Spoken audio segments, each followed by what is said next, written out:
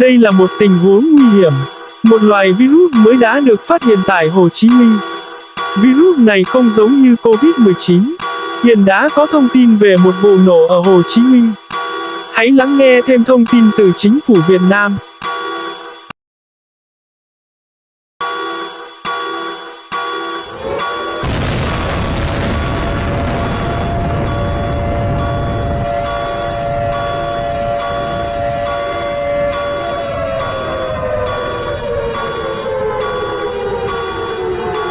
Vui lòng chờ đợi thông điệp từ chính phủ Việt Nam. Vụ nổ hiện đã được báo cáo tại Hà Nội. Thành phố Hồ Chí Minh báo cáo nhiều bệnh nhân sẵn sàng nhiễm virus zombie. Không có vaccine hoặc thuốc chữa bệnh bùng phát, 48% đất đai của Việt Nam hiện đã bị thây ma chiếm đoạt. Một lý do khác là virus từ Lào, Campuchia đến Hồ Chí Minh và Hải Nam ở Trung Quốc. Virus ở Papua New Guinea là một loài nấm thây ma và đã đến Port Moresby. Cảnh báo Việt Nam đầu tiên ở thành phố Hồ Chí Minh.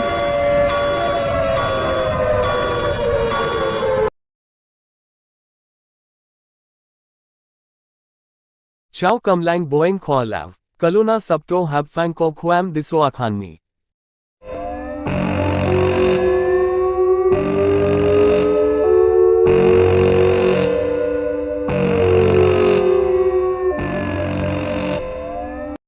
Kaluna fang yang kasid, zombies chakwaid namdekham saidan lav, zombies kyub mahod kampuchiel, envi dai ko di zombies dai thamli wired nam sand me khuam wapathed ashan dai lom lom. Kalunapid pong yam thang mod, lokpat athang mod, lingjam. Fuday anifak tawinu kong pathed lao ko to kuman thalai.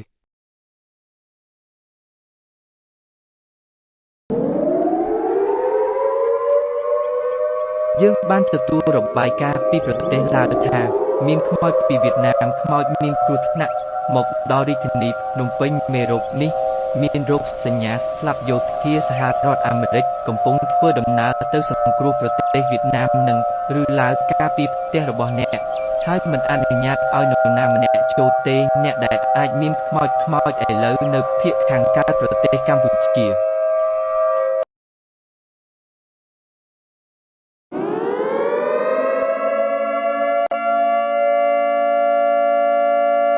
การแจ้งเตือนเหตุฉุกเฉินนี่ไม่ใช่การทดสอบพบไวรัสตัวใหม่ในกรุงเทพมหานครไวรัสมีต้นกำเนิดมาจากประเทศเวียดนามไทยเห็นไวรัสจากกัมพูชาและลาวพื้นที่ตอนล่างของประเทศลาวกัมพูชาและเวียดนามส่วนใหญ่ติดเชื้อไวรัสชนิดนี้มีหลายคนที่ได้รับมันจะเสียสติและโจมตีคุณและกินเนื้อคนอย่าเดินทางไปยังประเทศในเอเชียตะวันออกเฉียงใต้รักษาความปลอดภัยบ้านของคุณทันที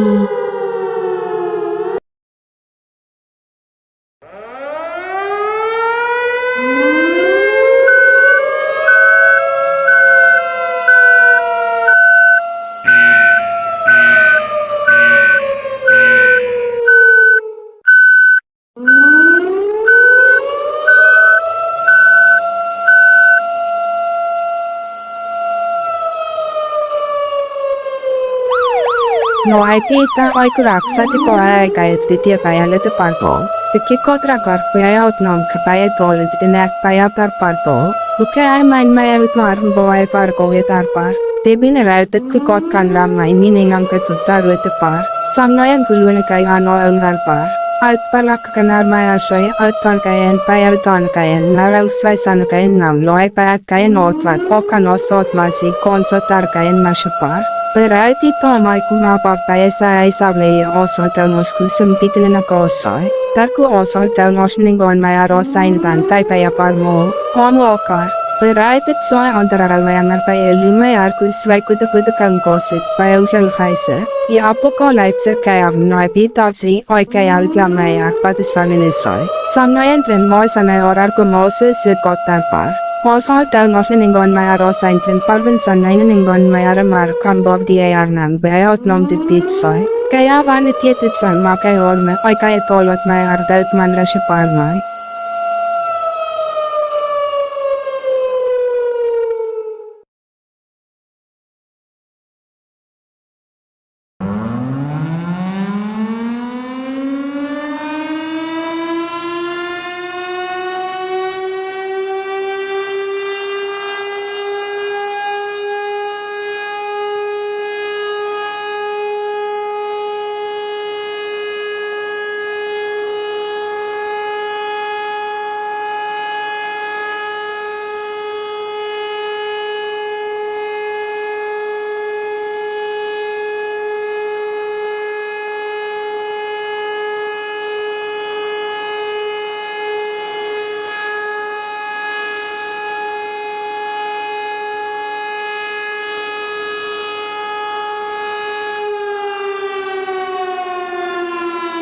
This is an unknown situation.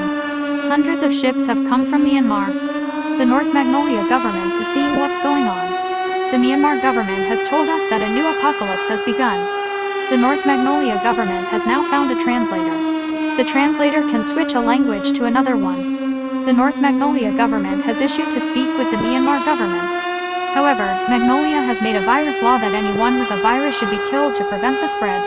Both Magnolias have declared to protect countries from this apocalypse. Myanmar government has told us that this contagious disease originated from Vietnam.